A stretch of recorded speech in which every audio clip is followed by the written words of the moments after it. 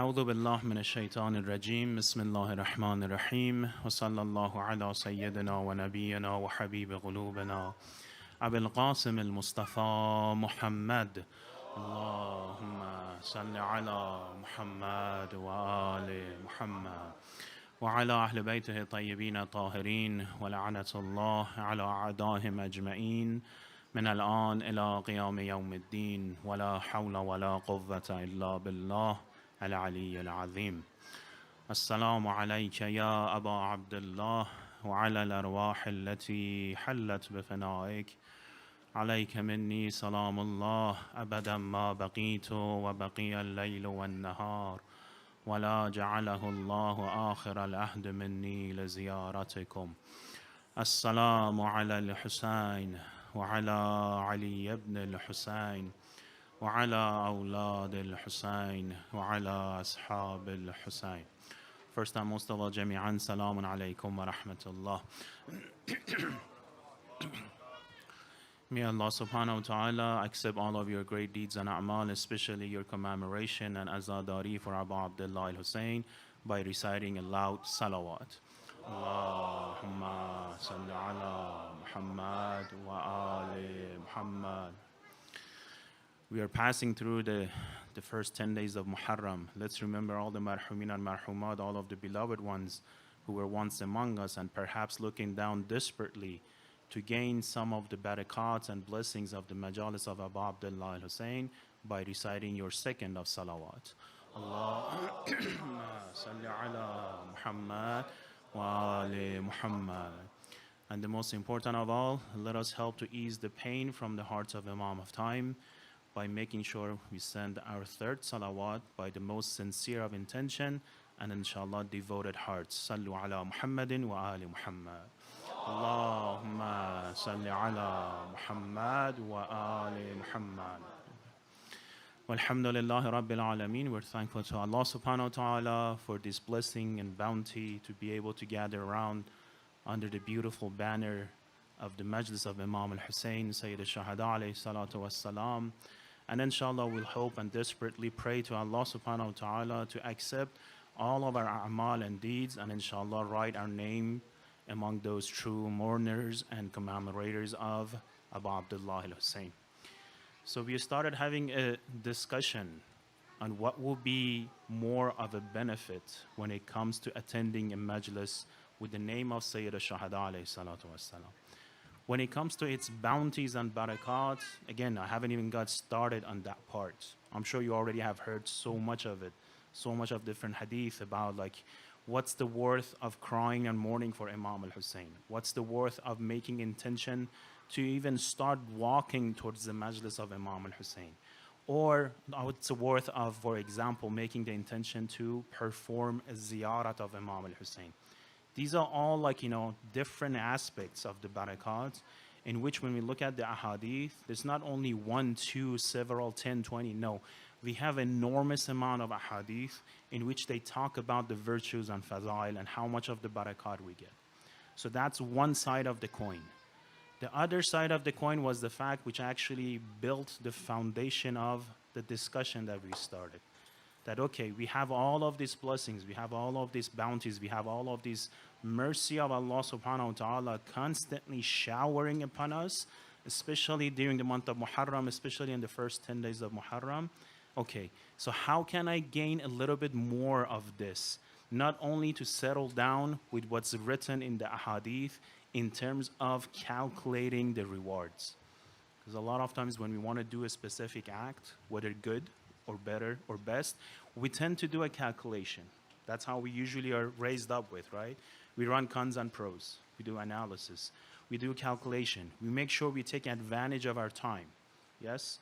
Now, when it comes to the sense of a spirituality, when it comes to the sense of the reality in which we are living in, with the same rhythm, with the same calculation, with the same ways that we are used to, would that be sufficient enough for us to understand which action is better, which action is the best, and which action is the best actions?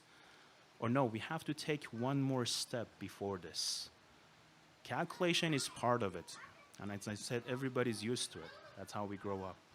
But when it comes to the matter of spirituality, we have to understand that number one, the first principle which we talked last night, the topic of faith, the topic of Iman. Number one, we cannot see ourselves something separated and solely away from everything else. Thinking of ourselves as one and everybody else as the other things. This perspective of plurality, seeing everything independent from one another. There is a speaker, there is an audience, audience A, audience B, audience C, there is a room, there is a fan, we keep on like pointing to stuff, looking at them different and separate from everything else. This perspective has to be changed. In what form? In a form of seeing everything in relation to the one source, to the one creator who has created everything that we see, we feel, we touch, and we understand. That was the first principle. Not to see ourselves separated from everything. And why do I keep on emphasizing on this? The beautiful sermon of Abu Abdullah al-Hussein alayhi salatu wassalam, in which he says, "Inna Allah ma khalaqa khalqallah illa liya'buduh." Indeed, Allah subhanahu wa ta'ala has not created his creation except for one thing, illa liya'buduh, to worship Allah subhanahu wa ta'ala. Then Imam continues, فَإِذَا عَبَدُوهُ فَاسْتَغْنَوْا بِعِبَادَتِهِ عَنْ عِبَادَةِ مَا سِوَاهُ. Very crucial points Imam mentions right after this one. The first part of the sermon talks about the purpose of creation. Purpose of creation equal to worshipping of Allah subhanahu wa ta'ala. Then Imam continues and he mentions a secondary condition to it. فَإِذَا عَبَدُوهُ. When people start to worship Allah subhanahu wa ta'ala, what will be the results? فَاسْتَغْنَوْا مِنْ عِبَادَةِ مَا سِوَاهُ. Imam uses the same terminology of ibadah, of worshipping, but towards who? Towards other people. The rough translation is this: once they start worshipping Allah subhanahu wa ta'ala, they become independent from worshipping all other people. Why is Imam putting the two sense of worshipping together? Worshipping of Allah, worshipping other people, right? So there is this whole topic of, inner, perhaps you can say, an in-depth layers of meaning when it comes to the topic of ubudiyah. When we hear ubudiyah, it's not only the 5 daily prayers, perhaps the 30 days of fasting for those who have the condition to go to Hajj, and for example, doing the zakat and khums and amr bil ma'ruf and nahy.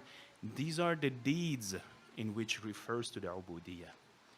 There is this inner layer to it, which if that inner layer does not exist, right, the deeds of ubudiyah by itself would not be sufficient in order to take us where we're supposed to be. Where are we supposed to be? Inshallah at Yasin, right? The bodies are here. Inshallah, the minds are here. As the brother mentioned, the minds are not in the Instagram, it's not on the Facebook, it's not on the social media. And I'm sure whoever has put their heads down, they're doing the contemplation, the sincere contemplation, because there's so much, mashallah, vibe in the majlis. Alhamdulillah Rabbil Alameen. But where are we supposed to be, technically speaking? This question of where and when, again, within the material realm. But are we really, built for the material realm? Are we built for this, the world that we see? That every single, thing that we do, it's either to gain something to eat or drink, to build a house, have safety and security, have a family, have offsprings, and just built and built and built and built. And then what happens? In a split of a second, we'll leave everything for everybody else. Recently, there was an earthquake in Turkey. I'm sure you were reading the news of how in a split of a second, how many people left the world. They were not even thinking a possibility of them, for example, dying within a minute. Think about that. Picture yourself in that situation. Some of the videos that they were going online, when you would look at them, you could sense, the pain of this act of surprise. When the power of Allah subhanahu wa ta'ala reveals itself, there's absolutely no way to stop it. That's just one example, right? Just one example. Who can guarantee how long we're going to be alive. And that's why we always talk about this, that the number one most precious item and blessing and bounty and ni'mah that every single one of us have, despite of our background, despite of our age, despite of our education, despite of our upbringings, it's the bounty which is one of a time use, number one. And number two, we don't know when is it going to end. What is that bounty? The time. It is so precious, it is so high in terms of value that Allah subhanahu wa ta'ala, the omnipotent, right, the all-powerful, He takes an oath on this precious item. In which surah? Surah Al-Asr. Bismillahir Rahmanir Rahim. Wal Asr. Allah takes an oath on this precious item. How much do we actually keep this item dear to ourselves? How much do we value the time that we have been given? How much do we understand what are we supposed to do with this time? That's the question of where should we be actually. While the bodies are in this world, no problem, but where should our essence, where should our soul, where should our nafs be at the same time? So what does Allah subhanahu wa ta'ala say? Wal asr. And then immediately after that, innal insana lafi khusr. Now, inna, we say it's adate ta'kid, meaning it's emphasized. It brings the attention even more to make sure the statement is valid, right? Pay attention, indeed, in fact, for truth, right? In reality, what is it? Al-insan, which means what? Which means all of us. Every single person who you can title them with insan, with human being, means all of us, me and you. Innal insana lafi khusr. Every single human being that we see is indeed at loss. Following by the condition or exception, إِلَّا الَّذِينَ آمَنُوا. So, وَعَمِلُوا الصَّالِحَاتِ وَتَوَاسَوْا بِالْحَقِّ وَتَوَاسَوْا بِالصَّبْرِ. Mentions 4 conditions, 4 principles. If those 4 principles are embedded, right, alhamdulillah, there will not be a loss. Otherwise, every single one of us will be at loss. The very first thing, إِلَّا الَّذِينَ آمَنُوا, the topic of faith, the principle of faith. Everything starts with this faith. But the faith that, again, it's not only saying, okay, I believe in one God, that will be my tawheed. I believe in nubuwwah, that will be my prophethood. I believe in imamat, I believe in qiyamat, and I believe in the adl and the justice of Allah subhanahu wa ta'ala. It's not mere sense of words and saying. No, we have to move on from the words. We have to start sensing these principles, these theological beliefs that we have within our life. Meaning if a person is a true believer, it will be literally impossible for them to do something that goes against the will of Allah subhanahu wa ta'ala. It will be impossible for them to commit a sinful act. That's what we see in the Ahlul Bayt, right? We call them the ma'asumin, the infallibles, the ones who would not make a single mistake or a single sin. How is that possible? Did Allah subhanahu wa ta'ala favor them in a way that me and you, we are not favored in that sense? That Allah subhanahu wa ta'ala gave them this special feature that automatically by default, they would not go after sinning? Or is there a choice involved? If we say they just go automatically without any, by default, without any choice, that's the story of the robot that I mentioned. You design an AI, right? All it does is good deeds. It serves the community, it does the prayers on time, it recites Ziyarat Ashura, it recites Dua Kumail, it does Masaib of the Ahlul Bayt, right? You can even train it so it will welcome every single person, right? It will fast during the month of Ramadan. Hey, you may even send him to Hajj. But at the end of the day, it's a robot. No choice. Is it the same thing that we can say for the Ahlul Bayt when it comes to avoiding the sinful act? Or no, the topic of ismat is embedded within the choice. Recite the salawat.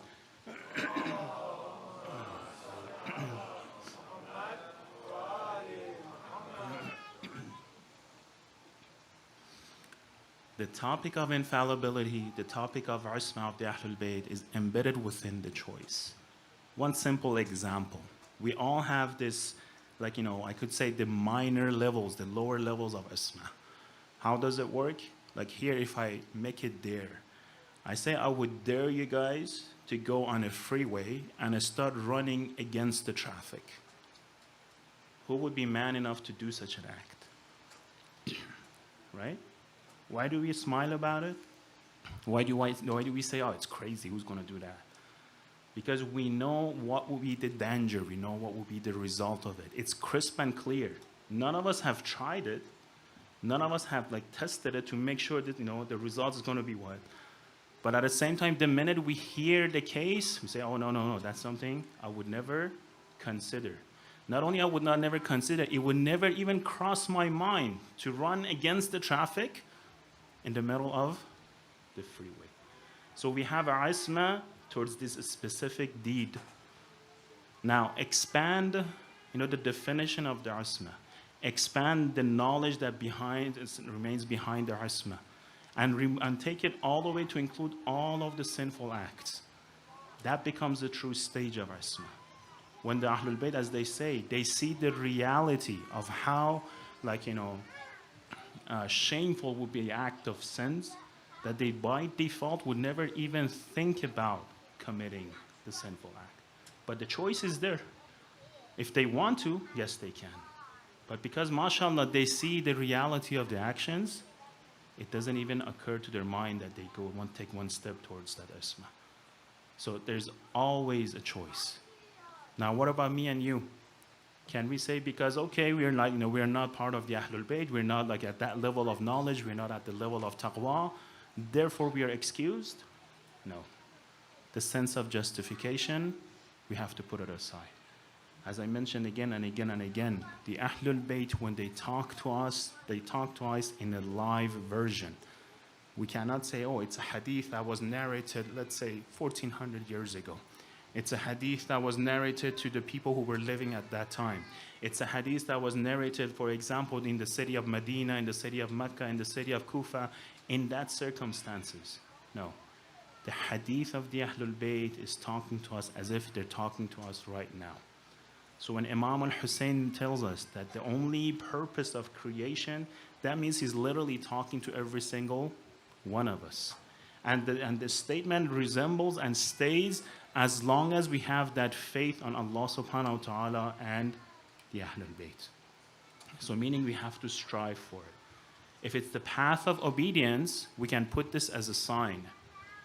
How do I feel towards the obedience act, right, at the beginning of the Muharram? And how would this feeling will change, inshallah, after the 10 days of Muharram? How can I remain this sense of feeling towards obedience of Allah subhanahu wa ta'ala, inshallah, all the way till the Muharram and all the way till the end of Safar, and inshallah for the whole year. That's why a lot of akhlaqi ulama, they say Muharram is the beginning month of a tarbiyah, of an upbringing. We set goals. We make sure we follow those through. So what goals should we put? Number one, how do we feel towards ubudiyah? What's our sensation? Again, when I stand up to the prayer, with the minute I say Allahu Akbar, what goes through my mind? The minute I say the takbir, what comes to my mind? What do I think about? Where am I? My body is facing the qibla, inshallah I'm doing a jama'ah, but where is my mind circulating about? Right? That's why they always make this, I would say a joke, but it's a fact. Say whatever you lose, right? In two places you remember where you have left it off.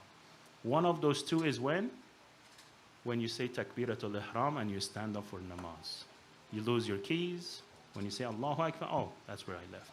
You lose something precious to you. The minute you say Allahu Akbar, oh, okay, this is where But is this how the salat should be?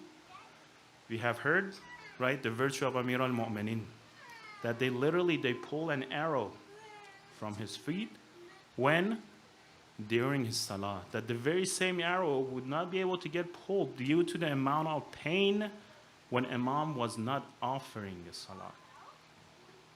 How come so much of a difference? Actually, in the early time of Islam, one time I was reading in the hadith, companions would make this competition among each other of who can actually maintain a salat, a sincere salat completely. And they would start, and like sooner or later they would give up. The only one who was able to maintain the 2 rakat sincere salat complete, like perfection form, was Amir al-Mu'mineen. So he's our leader. That means what? We have to strive to get closer to it. My brothers and sisters, how many years have we sitting by the member of the Ahlul Bayt? How many different hadith have we learned from the Ahlul Bayt? Right? Taking the years that Allah subhanahu wa ta'ala has given to us, and then calculate the amount of hadith and amount of lectures and amount of members that we have listened to, and then do an analysis between that and the amount in which of our credit that you need to get a bachelor, get a master, get a PhD. So if you do an analysis, how many PhDs do we have in the religion of Islam and inshallah in the Shiism? 1, 2, 3, 4, 5, depending on how many members we have listened to. So in terms of the knowledge, there is no problem with that knowledge, right? In terms of knowing what to do, in most of the cases, there is no problem with that. Where the problem comes about, actually doing the same action that we're asked to. Why so? The very same why so that we say why so many people took a stand against Imam al-Hussein on the day of Ashura. Muslims were no different than me and you. They were living their lives. They were having their wishes. They were having their whatever desires that they had, good desires. It's not that they wanted to all become the sinners of the world. No, they wanted a normal life, as a lot of them say. They wanted a normal life, no problem, no trouble, everything sound and secure, right? Now, as they say, there are 2 elements when it results in that ghafla. It results in that sense of ignorance. One, when it comes to what we want, the desires, the wishes, the dreams that we have. When we have those wishes, when we have the desires, when we have the wants, they can always be bribed for doing something against what we believe in. Number 2, the stuff that we own, the stuff that we gained. The more we have gained, the more we can be threatened, right? This sense of fear of losing what we have gained already. Losing the house that we have, losing the family that we have, losing the job that we have, losing the salary that we make, right? So it's either threat or it's either a bribe. Bribing something that we want. We want that 6 figures, right? And there comes a bribe. Hey, you can do that in a day if you go this way, right? You can do that in let's say in a split of a second if you just take a couple of steps away from the path of Ubudiyya. So it's either bribe or threat. And constantly it's the same story. Time of Ashura, no different from the time that we are living in. With the difference and that's why they say it's the reality of Ashura. The reality of Ashura is not only a battle between 2 sides. No, it's a battle that actually within the battle you see so many beauties. What are those beauties? You see the essence and the reality of people getting revealed one by one, right?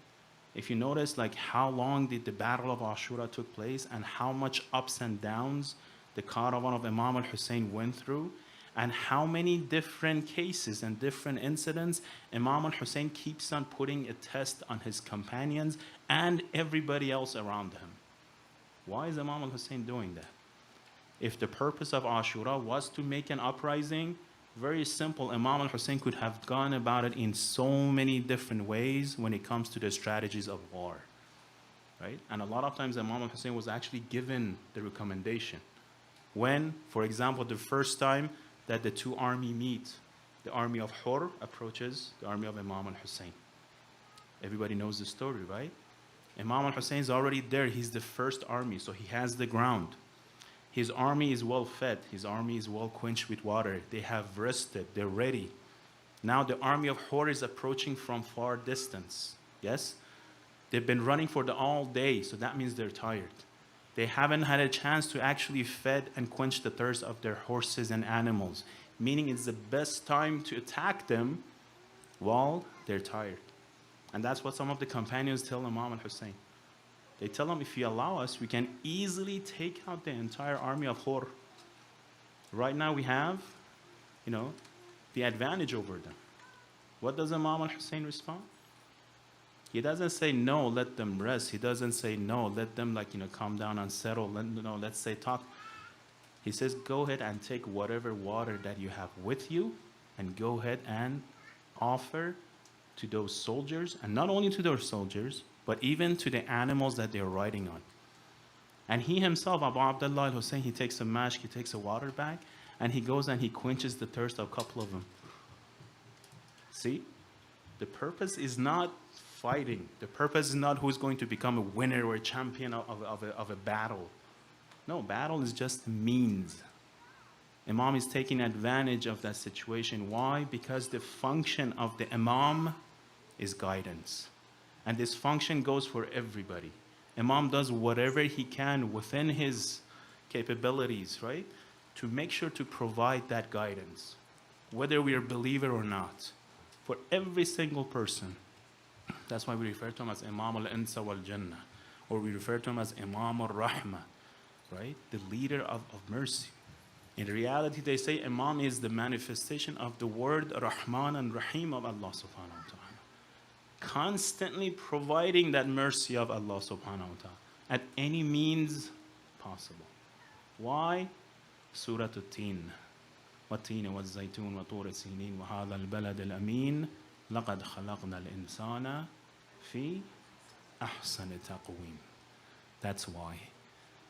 Because Allah subhanahu wa ta'ala has created every single one of us in the best form possible.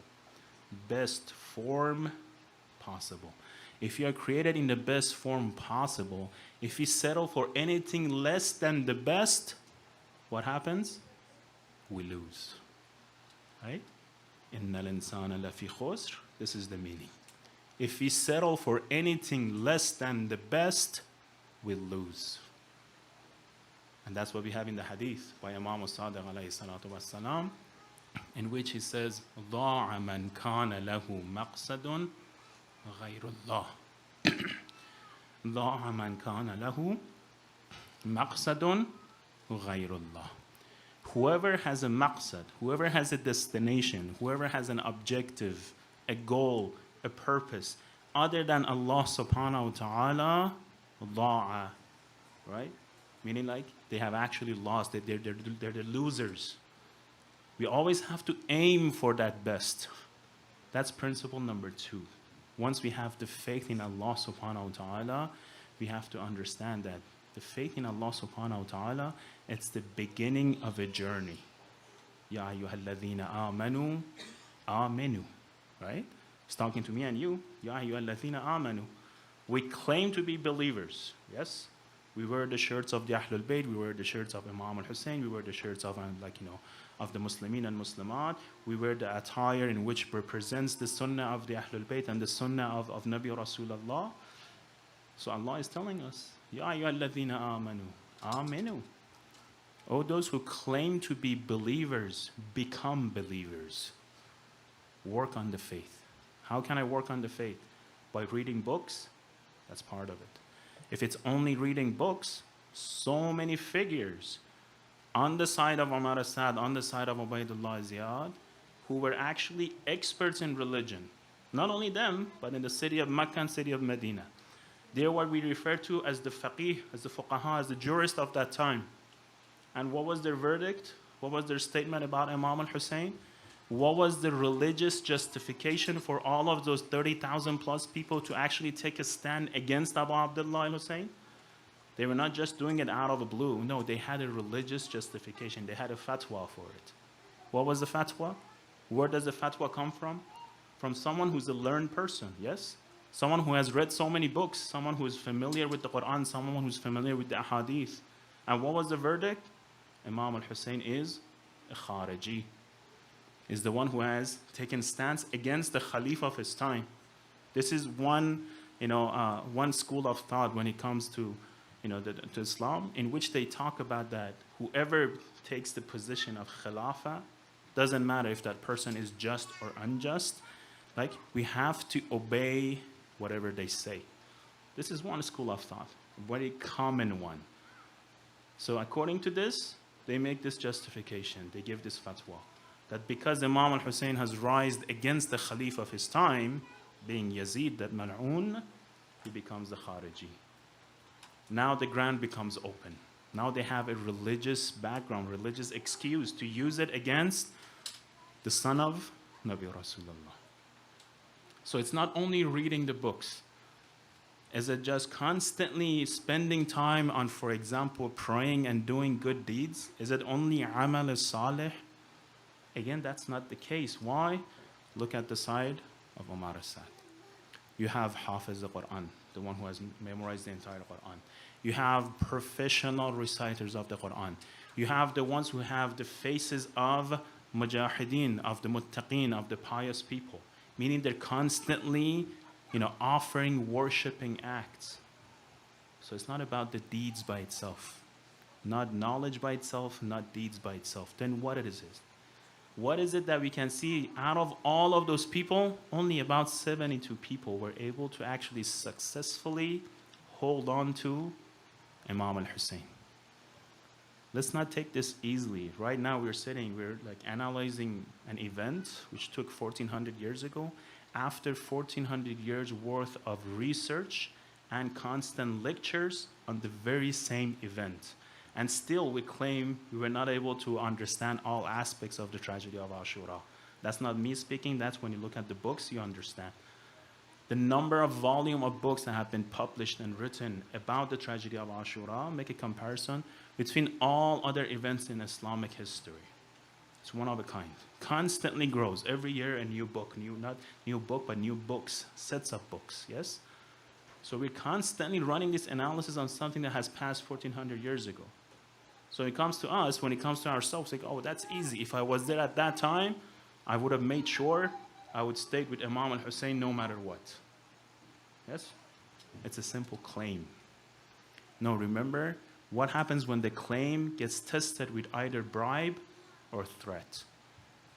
Right? Either bribe or threat. When we talk about Umar Assad, when we talk about Shamr ibn al-Jawshan, when we talk about Harmala, when we talk about all of these specific figures who took stand against Abu Abdullah Hussein, don't imagine that, no, they were bad from the day one that they were born. A lot of them switched sides. Remember, Umar Assad is the one who was crying for Imam al-Hussein. He's the one who was known as one of the elite figures within the society to be appointed as the governor. So people would trust him. Shamr ibn al-Jawshan, people would go to him to take him as the witness, as a shahid, to the court of law. That means people were trusting him, right? These figures were not all evil from day one. What happened? So that same danger constantly follows every single one of us, every single day that we're living in this world. Why so? It's the nature of dunya. Dunya is very conceiving, yes? It wants everything for itself, including me and you. And it wants everything to stay at the same level of itself. What's the meaning of dunya? Dunya comes from dunov, means the lowest of the low. Remember Surah Tin? لَقَدْ خَلَقْنَا الْإِنسَانَ فِي أَحْسَنِ تَقْوِيمٍ. Then, ثُمَّ رَدَدْنَاهُ أَسْفَلَ السَّافِلِينَ. Then we send him down to where? To the lowest of the lowest of the lowest of the realms. That's the dunya that we talk about, right? Why the dunya is the lowest of the realms? Is Allah subhanahu wa ta'ala neglecting the creation of dunya? No, that's not the case. Why is Allah subhanahu wa ta'ala referring to the dunya as the lowest of the low? Because what rules and what governs over the dunya as we speak of, it's the matter of our senses, tangible items. If I see it, it's there. If I don't see it, it's not there. If I feel like it, it's good. If I don't feel like it, it's not good. If I want it, it's good, right? How do we make our decisions on a daily basis? Go back and think. From the time that we woke up in the morning all the way to the time at night when we go to sleep. All of the choices that we make, What's the principle in which we use and apply to make those choices? That has to be modified during the 10 days of Muharram. Why? Because we want to have a lifestyle of Imam al-Hussein and the companions of Abu Abdullah al-Hussein. It's not only about commemorating for them, it's not only about crying for what has happened to them, that's part of it. No, it's about learning from them. What makes them to make those changes? And don't say this is for a high up, let's say educated people who have gone to Hosea and studied for so many. No. Take a look at the ashab. You have from a 6-month-old baby all the way to 70 plus years old ashab. So every case we may refer ourselves or we may relate ourselves, you can find an example on the side of Imam Hussein. Meaning the path is open. So the path is open. The means are there. All it takes from us is that willpower. The willpower to make sure we embed the faith of Allah subhanahu wa ta'ala in our life. How can that be done? Very simplest form of all, the remembrance of resurrection. Remembrance of resurrection. Meaning every single act that we do, we say, we commit, we even think, we have to be responsible for it. وَمَنْ يَعْمَلْ مِثْقَالَ ذَرَّةٍ خَيْرًا يَرَهُ وَمَنْ يَعْمَلْ مِثْقَالَ ذَرَّةٍ شَرًّا يَرَهُ. This one verse transformed the life of a Bedouin, of an Arabi, who became a Muslim and asked Nabi Rasulullah to recite or teach him some of the Quran. When Nabi Rasulullah recited this ayah, he said, that's enough for me. That's enough, and he left. What did Nabi Rasulullah say? He left as a mujtahid, as a faqih, as someone who's learned in religion. It's one ayah, right? But this one ayah transforms the entire life of a person. So me and you, how many times have you recited? How many times have you heard this ayah? Why no transformation? See, taking the concept, taking the meanings, reflecting upon it. وَمَنْ يَعْمَلْ مِثْقَالَ ذَرَّةٍ خَيْرًا. Mithqal, what's the meaning of mithqal? The slightest portion of an object that you can possibly think of, whether good or bad. As we do, we see the results of it, right? So all of the thoughts that comes to our minds, all of the emotional sensation that comes to our heart, if you don't have any sense of management, if you don't have any sense of like clarification or cleansing of the thoughts and the sensation that we have, what will be the result? One day we're on the right side, the other day we're on the left side. Constantly we're going back and forth, back and forth, back and forth. Until when? Until this one time use, the most precious item that Allah subhanahu wa ta'ala has given to us, comes to an end. That's not a journey. That's just staying neutral, if good. So what's the lesson here? Go back to the very same principles that we know by heart, inshallah, and inshallah try to bring them within our life. When I say Allah is one and He's everywhere, He's an infinite existence. Think about that. If He's infinite, then where would be all of us remaining? He's infinite. Would infinite leave anything left for other stuff? So are we in Allah subhanahu wa ta'ala? Are we outside of Allah subhanahu wa ta'ala? Are we on the side of Allah subhanahu wa ta'ala? Right? Think about this stuff, these questions. The more we understand how we are related to Allah subhanahu wa ta'ala, the more we understand, or the more we become careful of what actions we do. Right? That's why Imam al-Hussein says, فَإِذَا عَرَفُوهُ عَبَدُوهُ. When they get to know Allah subhanahu wa ta'ala, they start to worship Him. فَإِذَا عَبَدُوهُ فَاسْتَغْنَوْا بِعِبَادَتِهِ عَنْ عِبَادَتِهِ مَا سَوَاهُ. Then only when we truly start to worship Allah subhanahu wa ta'ala, everything else becomes worthless for us. Whether it could be a bribe or it could be a threat, right? It becomes worthless. Because we only look up to the source, inshallah. Now it is the third night of the Muharram. Let's take a moment. As I mentioned, there are so many different role models when it comes to the ashab and the family of Sayyid al-Shuhada alayhi salatu wassalam. And we constantly see this same reality and the same fact that age does not play a role within a person's path towards Allah subhanahu wa ta'ala. So when the number 3 is mentioned, the night of Sayyida Ruqayya, it's among the most devastating tragedies of Ashura and perhaps post-Ashura. They say we have so many of the shuhadas who we do not talk about that much. Some of them were murdered before Ashura, such as Hazrat Muslim ibn Aqil or Hadi ibn Urwa. Some who passed away and became shaheed after the tragedy of Ashura. Now, for Sayyida Ruqayya, those who have gone to Syria, they know. Once you go in the middle of the kharabat of that time, in the middle of the city downtown area, there is this tiny shrine, if I would like to say, very small shrine. And as you go in, there is this tiny dharih in comparison to all of the dharih of the imams and ma'asumin that we have. Sayyida Ruqayya has a very tiny one. And on the top of it says, Haza qabru Sayyidatu Ruqayya. Very beautiful place. Now there are so many stories about her karamat and her fazail, and how much of miraculous works the people surrounding the very same shrine have witnessed from Bibi Ruqayya. Despite of her age, she has been able to move and remove the hawaij and the problems from so many people's lives.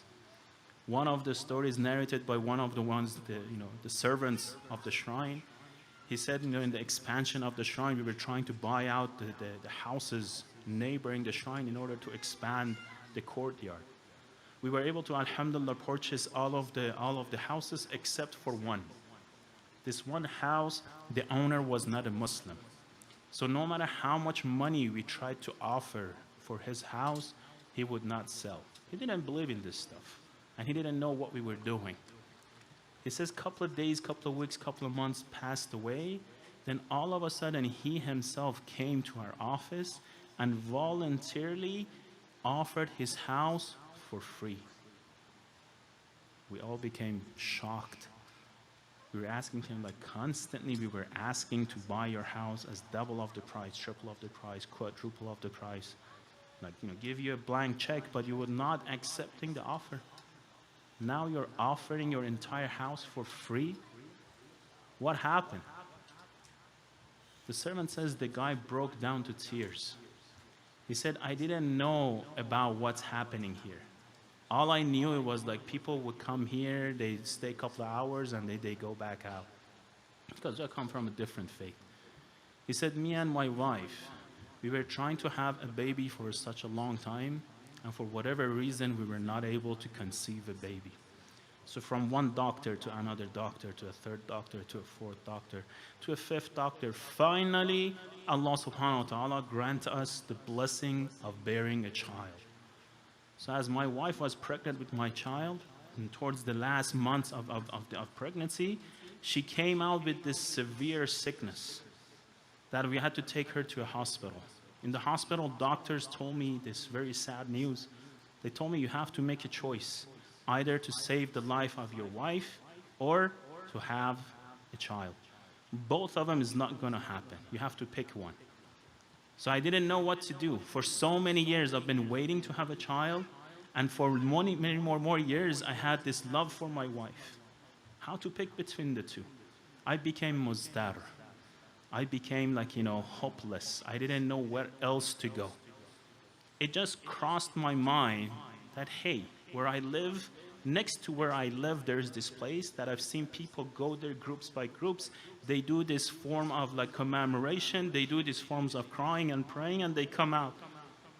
It's not going to hurt. Let me try it. He said that came to my heart. I left the hospital. I went back towards my home. I started walking towards the shrine of Bibi Ruqayya. As I walked in, I didn't know what to say. I didn't know what to recite. I didn't know how to commemorate. I had no idea what's the name of the person who's buried here. So I just went inside and I started talking to the person who was within that cubicle case. He was referring to the dharih of Sayyida Ruqayya. He says, when I came back to the hospital, I saw all of the doctors and nurses running around as if something has happened miraculously. So they immediately caught me by my eye and told me, where have you been? We need you at the room with your wife. I told them what has happened. He says, you go, you ask your wife yourself. I immediately ran upstairs to the room where my wife was kept. When I opened the door, I saw my wife laying on the bed with the baby in her arm. Allahumma salli ala Muhammad wa ala Muhammad. The second my wife looked at my face, she didn't become happy. She became puzzled. She was shocked. She asked me, where did you go? I kept on saying, I was running after, the normal things like documents, like doctor's appointments, signatures here and there. She says, no, I'm not talking about those. Where were you exactly about a couple of hours ago? I kept on thinking and thinking. I was like, no, I didn't do anything bad. I was just, then I remembered, I went to the shrine of this person that I have no idea. She said, do you know what happened? I said, no. It's like when you left, they took me to the operation room. As they were about to put me out for anesthesia, then I saw the door getting opened. I could see it. Nobody else could see it. I saw this little girl, about 3 years of age, started walking inside of the room. She came in. She was looking at me. She was smiling at me. She walked around my bed a couple of times, circled around my bed a couple of times, and then she looked up to me again and she smiled at me. I asked her of her name. She says, Ana Ruqayya, Ana Bintul Hussein. My name is Ruqayya, I'm the daughter of Hussein. And then she says, don't worry, your husband has come to us for you. I will guarantee the life and the safe life of you and your child. And by the way, your child is a son. Make sure you name him Ali. She said this, and then she left the room. Then I don't know what happens. When I came through, I saw myself healthy and secure, and I saw, mashallah, a newborn baby. So she told me to name him Ali. I'm going to name him Ali. This is just one karama of Sayyida Ruqayya, despite of her age. Now let's go to the time of the Kharabat of Sham. They say when you go to the Kharabat of Sham, why do they call it Kharaba?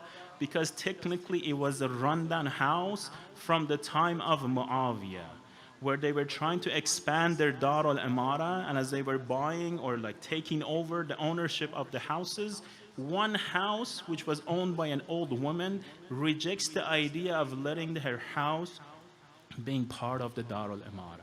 So at that time, Amr al-As makes a point to Muawiyah. He says, if you want your name to remain as a good and wise king, keep this house as a sign of your just.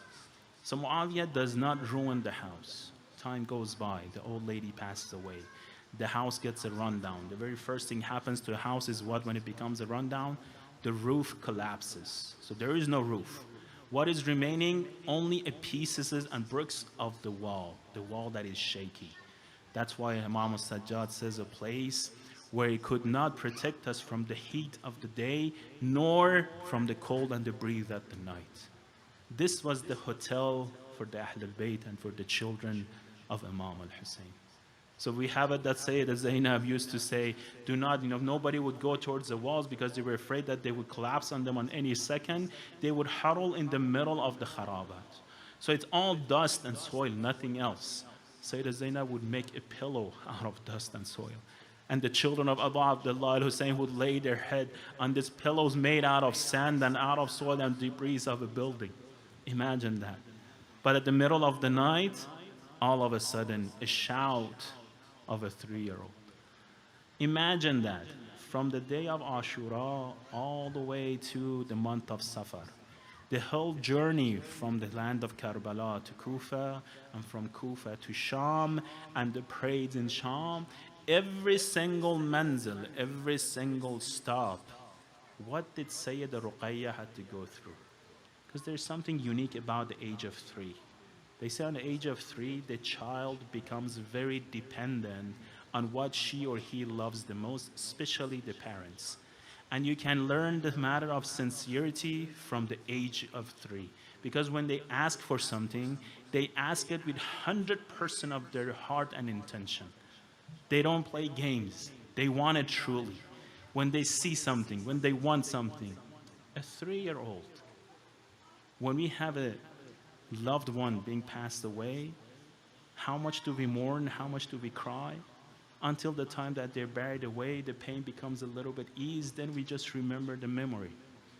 But a 3-year-old, to witness the tragedy of Karbala, to witness the running of the horses over the bodies of the shuhada, to witness the heads of shuhada going on top of spears, not only to remain on top of the spears. If you look at the maqatil, what does this mal'unin do? Every time they came to stop at nighttime, they would remove the heads of shuhada from the top of the spears and they would put them in the chest. They would lock the chest. The next morning as they were about to leave, they would again take the spears and they would stick them to the heads of shuhada. In front of who? In front of the Ahlul Bayt. In front of all of these little kids and children. In front of all of these women. They would constantly do the very same thing. And I guarantee you, they were not gentle with it. That's why there is this report that says some of the heads of Shuhada, before reaching the Sham, they were so ruined that they could not carry them anymore. They had to bury them on the path towards the Sham and Damascus. Now, for how many days? Every time Sayyida Ruqayya looks up, what does she see? I don't know how Sayyida Zainab or Kulthum were able to protect her and keep her away from the scene. Is that even possible? They say in the middle of the night, the shout and a cry of a 3-year-old. One word, constantly repeating one word. She wants only one thing. She keeps on saying, Abi, Abi, Abi, my father, my father, my father. Imam Sajjad comes to calm her down. He's not able to. Sayyida Zainab comes to calm her down. She's not able to. Sayyida Kulthum, Sayyida Fizda, all of the women who were present, they're not able to calm her down. The shout keeps on going up and up and up. The voice reaches Darul Imara. That Mal'un gets up from his sleep. What is it? It's the 3-year-old of Abu Abdullah al-Hussein. What does she want? She's asking for her father. Immediately he orders, that's simple, take it to her.